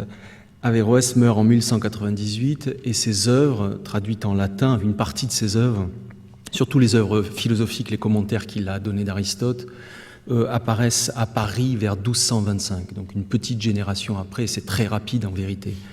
Et ce qui se produit est la chose suivante, c'est que tout le monde dans ce qu'on appelle la scolastique naissante, c'est le début de l'université, le XIIIe siècle, c'est ce qui sera bientôt l'âge d'or de la scolastique, de la pensée médiévale, avec Albert le Grand, Thomas d'Aquin, Bonaventure, Duns Scotus et les autres. Eh bien, tout le monde va lire Averroès, les philosophes comme les théologiens. Tout le monde va le lire parce que cette Europe oublieuse d'Aristote, dépossédée et privée d'Aristote pendant des siècles, le retrouve, mais incapable de le lire comme en face à face, a besoin de l'exégèse extrêmement précise d'Averroès, voilà, pour s'approcher d'un corpus colossal qui était capable, rien moins que d'expliquer l'univers de bas en haut. Donc tout le monde se met à lire Averroès. Et tout va bien pendant quelques années, sauf que très vite, sur un point précis, qui est la question de l'intelligence, de la rationalité humaine, la question de l'âme ou de l'intellect, ce qu'Averroès livre au latin, en prétendant expliquer Aristote, va coincer. Et ça va, même plus que coincer, ça va faire scandale, et cela va valoir à Averroès une réputation de penseur absurde, impie, fou, maudit. Mais le phénomène extraordinaire attaché au personnage d'Averroès, c'est que cette récusation, cette dénonciation extrêmement violente de celui que dans le même temps on lisait, ne va jamais s'éteindre sur des siècles. C'est un phénomène qui n'est pas tout de suite apparent quand on s'intéresse à l'histoire de la philosophie courante, mais en vérité, on ne peut pas ne pas voir que comme une figure un peu spectrale, Averroès aura toujours été là, en arrière-fond, dans l'histoire de la pensée européenne, comme un épouvantail qu'à intervalles réguliers on ressort pour s'effrayer de fantômes. D'ailleurs, dans le livre, vous montrez des portraits où avec les yeux crevés. Oui, c'est ça. C'est une personne qu'on va figurer aussi comme étant toujours dominée par Thomas d'Aquin, disons par le grand maître de la foi catholique. Mais à chaque fois qu'on le figure, on sent dans cette figuration une forme d'angoisse, comme si celui qui était au pied du saint, écrasé, censé être battu et totalement déconfit, en fait, ne cessait de produire une sorte de malaise. On parlait de radiation tout à l'heure. Oui, c'est possible. En tout cas, l'idée, c'est que, si vous voulez, ce phénomène, l'idée qu'il y ait eu une histoire de la détestation d'Averroès en Europe, une Europe pourtant redevable d'Averroès, puisque c'est en partie de lui qu'elle tenait son acculturation philosophique à partir du XIIIe siècle, ce phénomène historique du malaise, la récurrence de ce malaise m'a intéressé, et c'est à ce sujet que j'ai parlé d'inquiétude pour imaginer un Averroès inquiétant en un sens freudien, l'inquiétude étant une certaine forme d'angoisse, c'est-à-dire l'angoisse qui provient de la réapparition de quelque chose de jadis familier, de jadis intime, qu'on a refoulé et qui fait retour. Donc l'inquiétant, en un sens psychanalytique facilement utilisable par nous tous, n'est pas seulement quelque chose qui produit un malaise, quelque chose qui nous angoisse, cela, les occasions ne manquent pas. L'inquiétant à proprement parler, et il me semble que c'est quelque chose qui peut valoir pour Averroès dans son rapport à l'Europe encore aujourd'hui et qui mérite d'être repris si on veut en faire une fenêtre pour penser le rapport de l'Europe au monde arabe, j'emploie cette expression en un sens très large et très vague. L'inquiétant, c'est le retour du refoulé.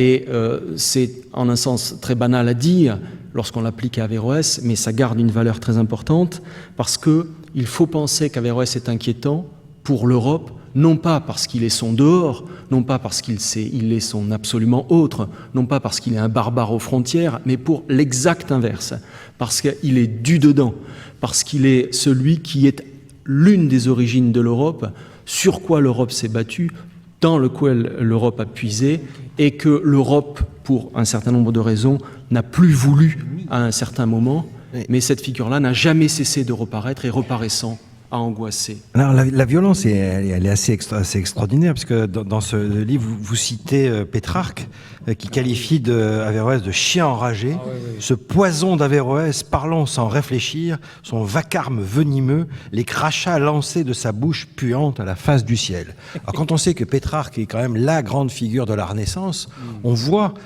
qu'il y a une entreprise, je dirais, de dissolution de cet héritage gréco-arabe ou judéo-arabe dont on parlait tout à l'heure.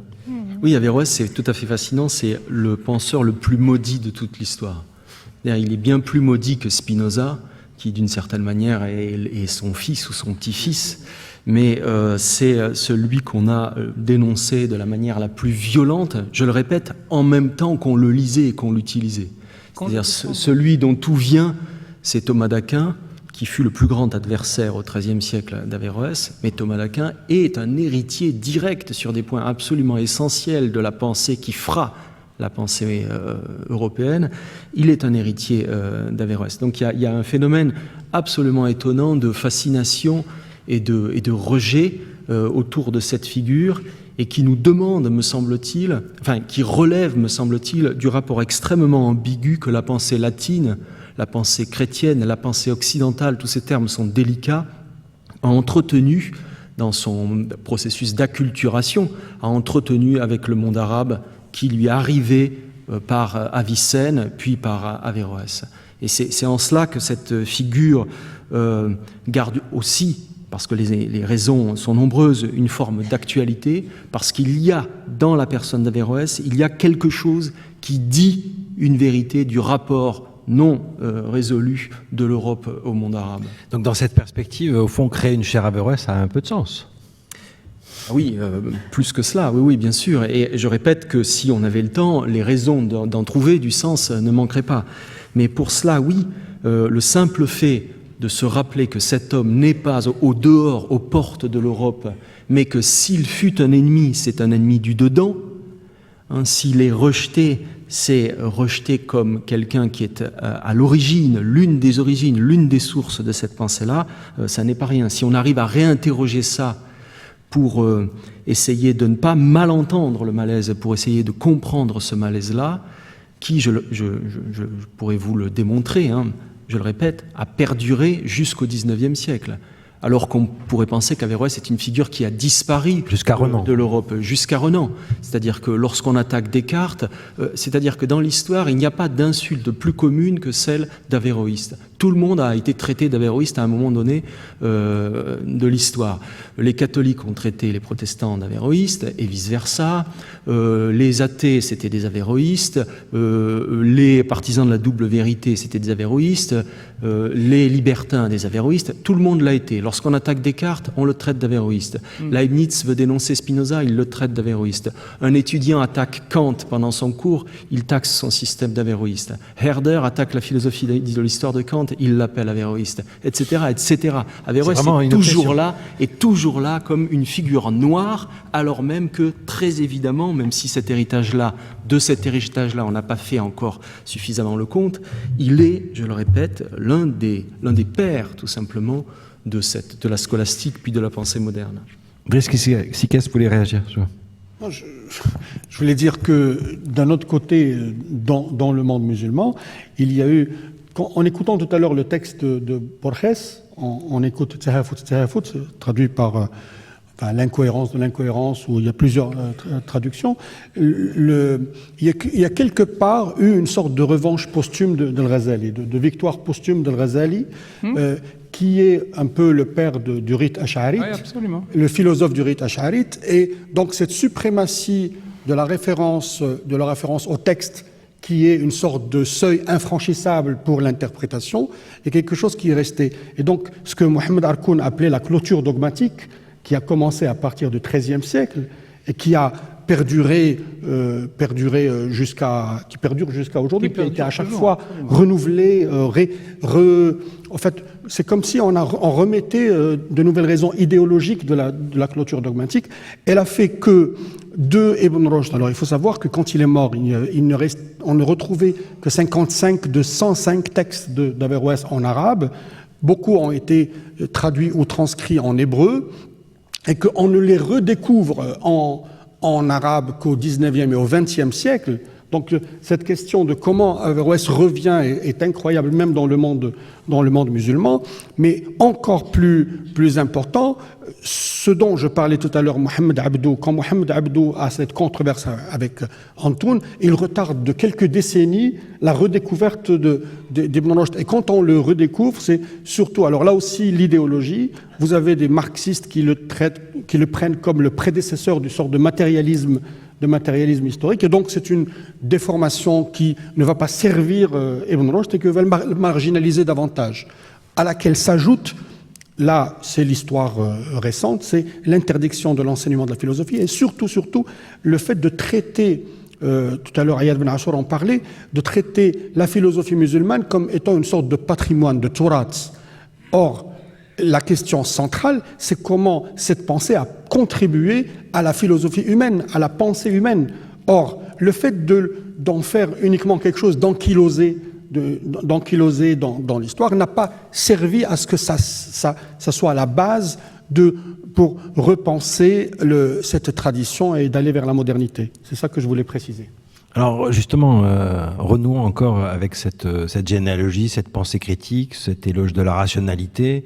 Est-ce que justement, par rapport à tous les débats Yad Ben Achour que l'on voit aujourd'hui, qu'on peut qualifier d'obscurantistes, et de cette généalogie qui vient, que donc dans ce livre au fondement de l'orthodoxie sunnite, mais aussi dans la deuxième Fatiha, vous racontez, on voit toujours réapparaître cette figure de ce grand théologien qui est Ibn Taymiyyah, qui pratique la logique est hérétique, dit-il, qui dénie le livre sera redressé par le fer.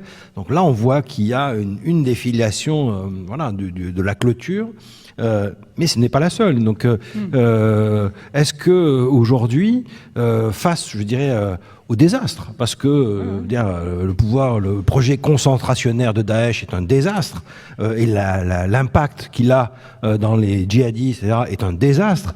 Est-ce que finalement cette urgence-là ne conduit pas à un sursaut? Est-ce que, au fond, renouer avec cette dimension de l'intérieur de la pensée critique et rationnelle? Oui, bien sûr. Il y a des espaces. L'exemple tunisien de la Constitution tunisienne, de la liberté de conscience dans la Constitution, en est quand même une illustration. Vaste programme. Il ne faut jamais perdre l'espoir, je suis bien d'accord avec vous. Mais le problème, c'est que les enseignements de l'histoire donnent une certaine angoisse. La question que je posais tout à l'heure n'a pas encore eu de réponse. Et lorsque Driss dit que ça s'explique par un phénomène politique, l'utilisation de la religion par le pouvoir politique, etc., etc., moi je crois que cette explication ne me convainc pas tellement parce que les pouvoirs politiques dans le monde qui ont essayé d'utiliser la religion, ils existent partout. Et tout pouvoir d'ailleurs, tout pouvoir par nature même, tant qu'il a la possibilité, tant que sa société lui donne la possibilité d'exploiter la religion, il l'exploitera. Ça s'est fait en Europe d'une manière systématique. Et la question, donc je reviens à ma question, pourquoi malgré cette tendance de tout pouvoir à exploiter la religion, je n'ai pas besoin de vous rappeler les fondamentaux de la monarchie en France, du Saint-Empire romain germanique, de l'Inquisition, etc., etc. Mais on y a mis fin. On y a mis fin. La liberté a conquis le monde européen en particulier. Malgré toutes les tentatives du pouvoir de s'imposer, d'avoir le monopole de la parole et en particulier de la religion.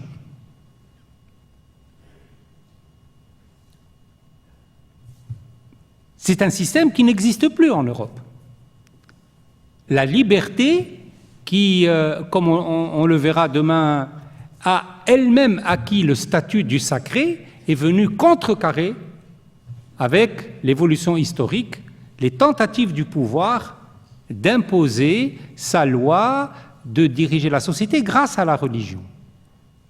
Et le problème qui me hante, et réellement, je vous dis depuis très longtemps, c'est le suivant, que je n'ai jamais trouvé de réponse à ma question. Et quand Driss dit le phénomène politique, je reste perplexe parce que le phénomène politique n'est... C'est quoi, une excuse?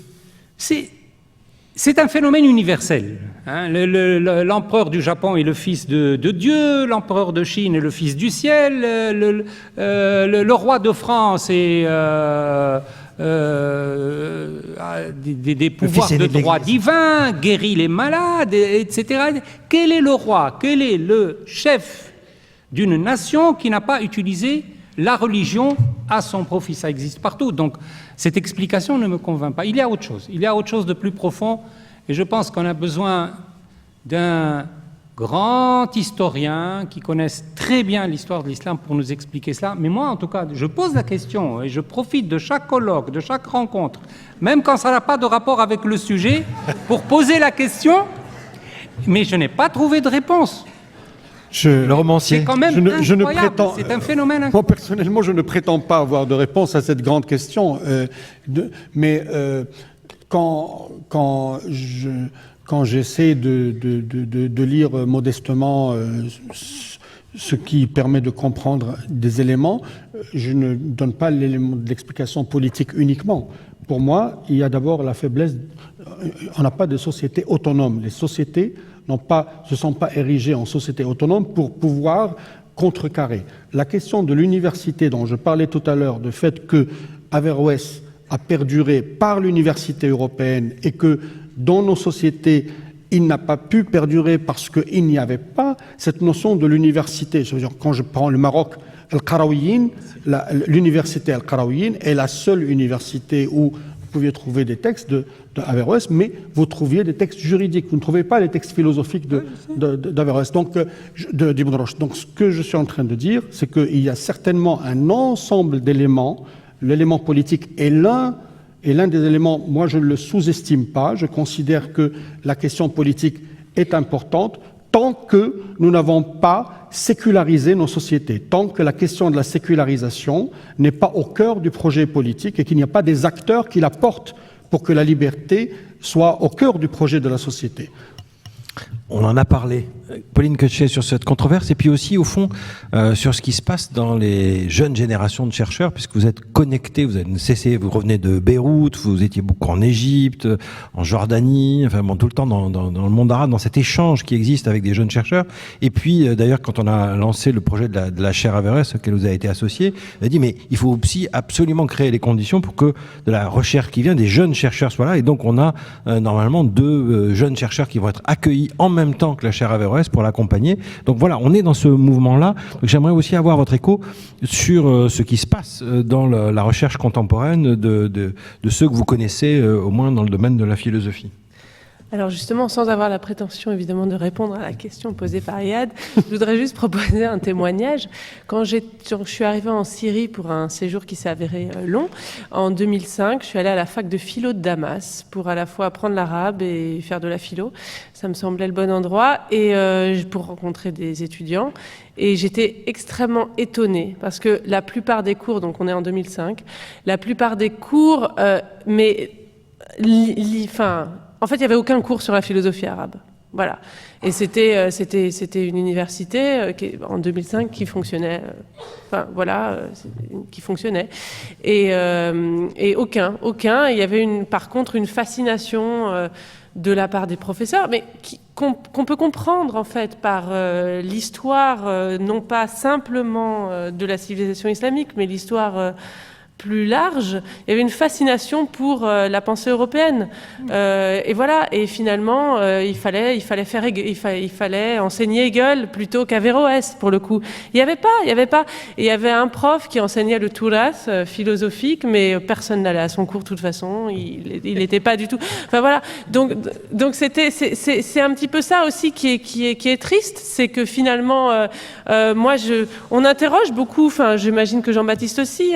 On interroge beaucoup notre position de prof, de chercheur ou professeur en philosophie arabe en France. On a appris l'arabe, on essaye de travailler sur les textes et finalement on arrive de l'extérieur et on n'a pas et bien sûr qu'on a notre pendant dans le monde arabe, mais on voudrait qu'il y ait beaucoup plus dans les jeunes générations, on voudrait qu'il y en ait beaucoup plus dans les jeunes générations de réappropriation. Enfin, moi je travaille sur un texte qui s'appelle Les doutes sur Galien. C'est un texte de controverse, c'est un texte d'esprit critique, c'est que de l'esprit critique contre une autorité gigantesque qui est Galien, mais qui est c'est un esprit critique en train de se faire, et c'est vrai que cette tradition des doutes, de la polémique, elle est très présente dans la pensée arabe, mais finalement elle n'est pas enseignée vraiment. Elle n'est pas enseignée dans l'institution, mais néanmoins vous avez quand même des interlocuteurs de votre génération qui portent quelque chose de singulier. Il y a bien sûr une énergie et une volonté de faire. C'est ça qui est le plus triste finalement, c'est que on rencontre. Moi, j'ai eu la chance de passer des longs séjours et encore maintenant d'aller souvent à Beyrouth ou avant à Damas, au Caire. Et j'ai eu cette chance-là de rencontrer beaucoup d'étudiants, beaucoup de professeurs, et il y a cette volonté de lire les textes, cette volonté aussi de voyager, de rencontrer, de faire de la recherche, de faire de la science, mais qui est finalement très souvent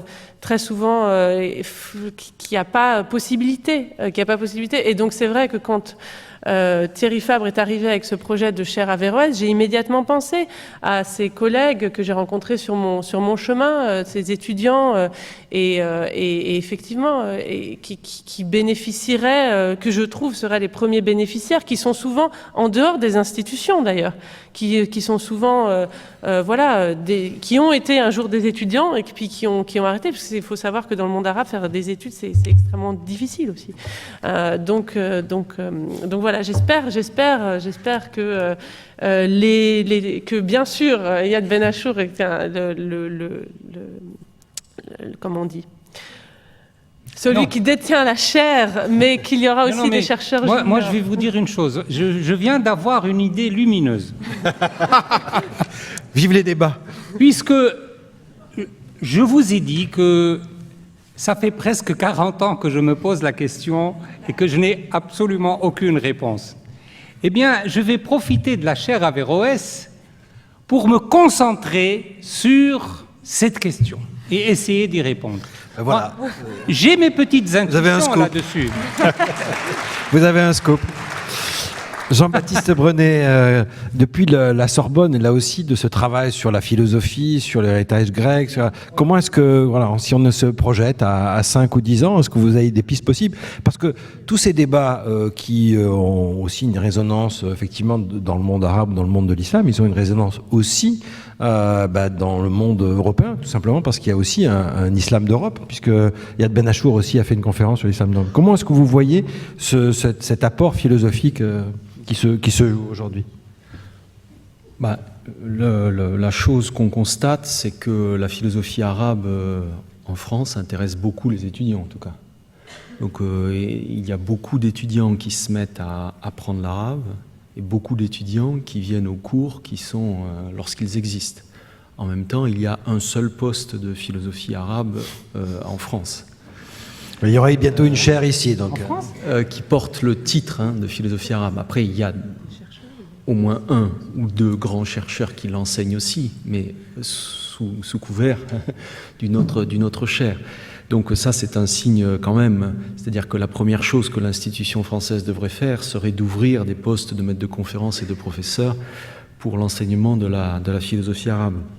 Ensuite, les fruits de ce que nous faisons, qui n'est pas dérisoire, parce que même si ce sont des classes avec des étudiants peu nombreux, enfin je veux dire 50, 60 par classe, ça n'est pas dérisoire, mais les fruits ne seront visibles que sur le long terme.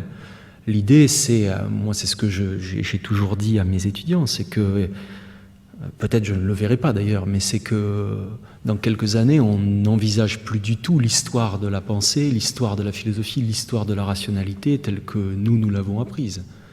Donc il est évident que, pour dire les choses très simplement, sur l'étagère d'un étudiant quelconque, il doit y avoir, entre Descartes et Plotin, ou Descartes et Platon, il doit y avoir des livres d'Averroès, des livres d'Al-Farabi, des livres de Razi, c'est évident. Ça relève de l'histoire de la pensée exactement, de mon point de vue, et je crois qu'on serait tous d'accord, au même niveau, au même titre que les grands noms dont nous sommes familiers. Donc ce qu'on essaie de faire, c'est ça. Parmi les choses comme ça, dont on était vraiment très heureux et fiers à l'occasion des rencontres d'Averroès avec Alain de Libera, puisque Alain de Libera était un des cofondateurs de cette idée-là, et donc il enseigne au Collège de France, c'est de voir en poche le traité décisif, le fameux Fas al-Makal d'Ibn Rushd d'Averroès, en bilingue, publié en français et en arabe, et donc enseigné à la grecque de philosophie, c'est-à-dire faire que finalement l'arabe soit aussi perçu et compris comme une langue philosophique. Oui, avec une chose ambiguë, un peu, je reprends ce qu'a dit Pauline, elle a tout à fait raison, c'est-à-dire on voudrait que nos collègues syriens, libanais soient plus présents. Et en même temps, c'est intéressant de voir aussi des gens qui se seraient destinés à étudier Hegel ou Heidegger ou Husserl, finalement passer l'arabe à l'agrégation. Je le sais puisque j'étais moi-même au jury et que j'ai vu arriver des gens qui, il y a 5 ans, il y a 10 ans, n'auraient absolument pas choisi cette voie-là, ne se seraient pas intéressés à ce terrain-là. Et ce que dit Thierry Fabre est absolument vrai, ça paraît un détail, mais c'est majeur. C'est-à-dire le fait qu'existe en poche à 10 € sur les étalages de philosophie un texte avec de l'arabe pour montrer, comme Pauline le disait, que l'arabe fut et est une langue de pensée, une langue de rationalité, une langue philosophique. Et le fait de mettre de l'arabe en bilingue et non plus seulement de l'allemand ou de l'anglais est un progrès considérable. Et donc il faudrait que cela se diffuse encore et encore. On a bien l'intention, dans le cadre de cette chaire Averroès, de publier, de lire, et donc c'est aussi tout le sens de ces rencontres. Je pense en particulier à cette deuxième Fatiha, qui est un des titres de Yad Ben Achour, l'islam et la pensée des droits de l'homme, où vous commentez ce verset, vous travaillez à partir de là, vous ne tuerez point, la vie est sacrée, sauf pour le cœur du droit. C'est quelque chose qui... Mais il y a dans cette... sourate, il y a une sorte de charte des droits de l'homme. En fait, lorsque je dis la deuxième Fatiha, c'est que je considère ces 13 versets de la sourate Al-Isra comme véritablement une charte des droits de l'homme, avant la lettre. Dite bien sûr dans le langage de la mélodie coranique, avec le langage émotionnel et très, très littéraire, très poétique. Et je l'appelle deuxième Fatiha parce que beaucoup de gens n'ont pas compris ce que cela voulait dire. D'ailleurs, dans la traduction arabe de l'ouvrage, on l'a traduite par Al-Fatiha al-Ukhra et non pas par Al-Fatiha al-Thaniya. Pour dire que, en fait, le mot Fatiha ici a été utilisé pour donner de l'importance à ces 13 versets de Sourate al-Isra, qui, comme je l'ai dit, peuvent constituer une véritable charte des droits de l'homme, avant la lettre et avant le temps des droits de l'homme. Pour moi, ces 13 versets ont une importance égale à cette Fatiha que les musulmans récitent au moins quelques dizaines de fois par jour, pour les musulmans pratiquants. Et le sous-titre, c'est, comme vient de le dire Thierry, c'est l'islam et la pensée des droits de l'homme. Et donc, le livre, c'est ça, c'est montrer, puisque nous sommes en train de parler de tradition, il y a une nouvelle tradition de l'exégèse qu'il faut fonder. Voilà, il faut fonder, comme Ibn Rushd l'a fait dans le domaine de la philosophie et probablement dans le domaine du droit. Je dis probablement parce que la Bidaya peut être considérée comme un ouvrage classique de droit, mais en apparence, parce que entre les lignes, il y a beaucoup de rénovations dans la Bidaya de Ibn Rushd. Donc ce que je voulais dire, c'est que comme il y a eu une révolution philosophique avec Ibn Rushd, des révolutions morales avec d'autres auteurs, des révolutions juridiques avec, comme je le disais tout à l'heure, Najmuddin Toufi, il faut qu'il y ait une révolution de l'exégèse coranique.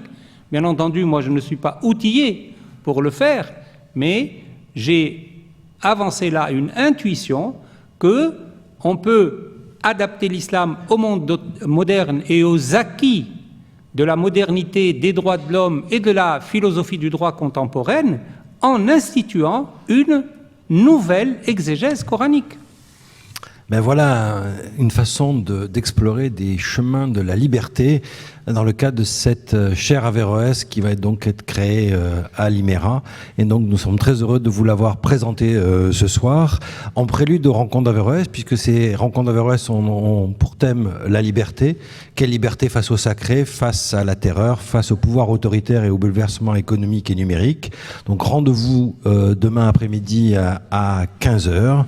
Et pour terminer cette soirée qu'on a commencé en lecture, on va vous inviter à encore un peu d'attention et écouter un deuxième extrait Au détroit d'Averroès de Driss Xiques par Serge Renko, qui est une invitation justement à un peu de poésie et donc de la liberté dans la langue.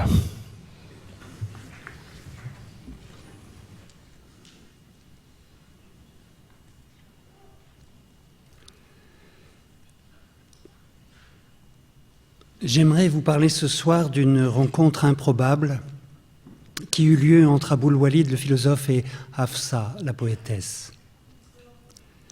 La scène a lieu à Marrakech vers l'an 1189. La poétesse vivait à Grenade et le philosophe à Cordoue. Ils se connaissaient de réputation et n'avaient jamais eu l'occasion de se croiser en terre andalouse. Et les voilà réunis par un pur hasard de circonstances dans l'enceinte du palais califal au pied des montagnes enneigées de Marrakech. On l'appelait ainsi pour désigner le pays de Dieu, terre aride, où les califes berbères avaient fait couler une eau abondante des monts avoisinants pour inventer un paradis à l'ombre des cieux. Le calife qui y a élu domicile est alors grièvement malade. Le fantôme d'une peste dévastatrice rôde encore. 3 de ses jeunes frères et cousins, princes, ont déjà succombé. Et Ibn Rushd est appelé à la rescousse, mis en demeure eu égard à son savoir médical incontesté de l'ausculter régulièrement. Davantage penseur que praticien, il accepte tout de même de se déplacer et de se faire médecin du sultan. Il devait bien cela à son illustre patient, vu le soutien indéfectible que son père, calife savant, lui avait apporté pour se consacrer à ses interminables commentaires d'Aristote. Et puis, Ibn Rushd aimait bien se retrouver depuis tout jeune à Marrakech pour ausculter le ciel aussi. Hafsa aimait à son tour traverser les haies d'Olivet pour admirer la vacance du ciel. Cette béance cosmique représentait à ses yeux l'étendue insatiable du désir féminin, le logis suave de toutes les déesses, source de vie et de plaisir que les mâles tentent vainement d'atteindre par leurs temples dressés. Attachés autant à la matrice originelle, labourée patiemment par l'homme, qu'au toit du monde maintenu si loin par le regard dévorateur des femmes en chaleur, Hafsa aimait rester des heures silencieuses face à l'harmonieuse copulation des astres. Sa poésie, charnelle, osée, inclassable de son temps, puisait aussi dans le ciel étoilé la douceur de son tempo et la majesté de ses images.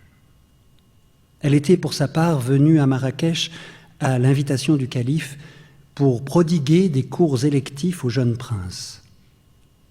La limpidité de ses vers et sa maîtrise célébrée de la métrique l'avaient élu pour leur transmettre l'amour du verbe. Approchant de la cinquantaine, sans rien perdre de son port altier, elle dissimulait à peine du regard une mélancolie inconsolable. Sa belle tristesse ne pouvait passer inaperçue aux yeux d'Ibn Rushd, cadi, médecin, trop curieux des âmes humaines. Malheureuse d'être ainsi mise au service du prince, plutôt heureuse que ce soit lui en personne qui loue mes services. On vous croirait habitué aux honneurs, mais votre air renfrogné vous donne une allure contrariée. Peut-être ne voyez-vous en moi que le miroir de vos propres tourments. La mélancolie n'a pas le même visage chez les femmes. Mais poètes et philosophes, qu'ils soient hommes ou femmes, ont parfois le même sentiment de fatuité. Qu'est-ce qui te le fait dire? Al-Mutanabi, le seul poète philosophe, j'imagine, proche de nous deux. Et qu'est-ce qui te le fait croire? Je sais que tu le citais souvent devant tes disciples. Et toi? Il m'impressionne par sa clairvoyance. Il savait que le fruit était vicié et que très peu de ses contemporains avaient la volonté de le curer. Du coup, il s'est mis à prétendre à la prophétie. Il ne faisait que dire sa singularité sans trop de modestie. Je suis l'homme dont l'aveugle voit le savoir et dont le sourd entend le verbe. Que de sots mon dédain railleur a laissé dans l'erreur jusqu'au jour où je les ai terrassés de ma griffe et de ma voix. Quand tu vois luire les crocs du lion, ne crois pas que le lion sourit. C'est probablement cette liberté irascible que Hafsa et Ibn Rushd avaient de profondément en commun avec le poète aimé et abhorré par les rois. Avoir l'amabilité d'accepter l'invite du calife et afficher un refus épidermique d'en être le serf. Tous les deux ont depuis toujours vécu sous cette tension-là, agir en invité libre du calife, non en courtisan obligé, même si le prix à payer pouvait être élevé. Ils se donnaient chaque soir rendez-vous au même endroit. Ils contemplaient toujours un moment le ciel, discouraient sans grande intensité sur les voies du Seigneur, s'interrogeant si elles étaient plus pénétrables par l'art ou la science, s'esclaffaient de leur baliverne, puis se taisaient à nouveau. Ibn Rushd était à chaque fois impatient de recueillir les confessions nocturnes de Hafsa et de les consigner délicatement comme une offrande précieuse. Tout commence pour moi, lui confia-t-elle, quand ma sensibilité a précédé ma raison. J'étais en couple avec un prince de seconde zone, sans prétention légitime au califat. Il était le plus entiché de nous deux. Il me chevauchait comme il se devait la nuit et m'offrait tant d'ornements pour combler le temps que lui prenait son appétit du pouvoir et ses stratagèmes de cour. Mais dans les coulisses de mes soirées privées où j'aimais réunir autour d'un verre les amateurs de mes kassaïdes rimés, j'ai rencontré Had, un homme charmant, rêveur, à l'écoute infinie, au désir insatiable, et je n'ai pas pu me dérober au deuxième élan de mon cœur. Non que l'un ait remplacé l'autre, mais j'avais assez de place en moi pour les deux, même pour trois, puisque la poésie était mon premier amour. On m'accola dès lors le surnom de poétesse aux deux amants. J'étais presque maltraitée, prise par les commères pour une traînée. Mon prince, possessif et sanguin, en a été tellement affecté qu'il a fini par jeter mon deuxième amant dans les cellules impropres de la prison de Séville, bien loin de mon regard.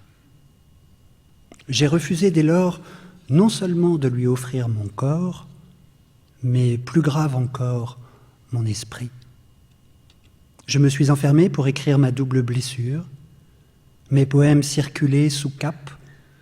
Quelques passants incohérents que l'on traitait de fous ou de mèche-double récitaient ces poèmes sulfureux en pleine rue et parfois en fixaient des vers au charbon sur les murs.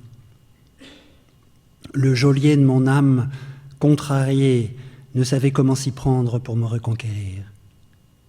Had, lui, ne pouvait supporter ni l'affront que le prince lui fit, ni l'éloignement de nos soirées délicieuses où, enivré de passion, il aimait crier que ma croupe voluptueuse était la preuve tangible de l'existence de Dieu. Pour prendre sa revanche sur les abus du prince, il a fini par se rallier du côté d'un croisé qui cherchait avec son armée de fortune à l'affaiblir dans sa ville. Des batailles incessantes s'en sont suivies. Le malaise qui nourrit encore mes vers est né de là, de la cruauté de mon premier amant et de la démesure du second, de mon sentiment tiraillé entre les deux, que la folie vengeresse les avait tous les deux aveuglés, alors que je suis resté lucide, les yeux ouverts, écarquillés sur le monde. Et pourquoi regardes-tu encore le ciel ainsi ? Je me demande toujours pourquoi les hommes se servent de Dieu pour affaiblir la femme, alors qu'ils auraient pu y voir comme Had la preuve de sa beauté. Tu te prends pour une déesse alors ? Peut-être comme pour une prophétesse de l'amour ? Comme Al-Mutanabi ? Copier un prophète n'en ferait pas de moi une à mon tour. Mais n'est-ce pas suffisant d'être poétesse ? Pourquoi se mesurer au ciel ? Pour ne pas en laisser aux hommes le monopole.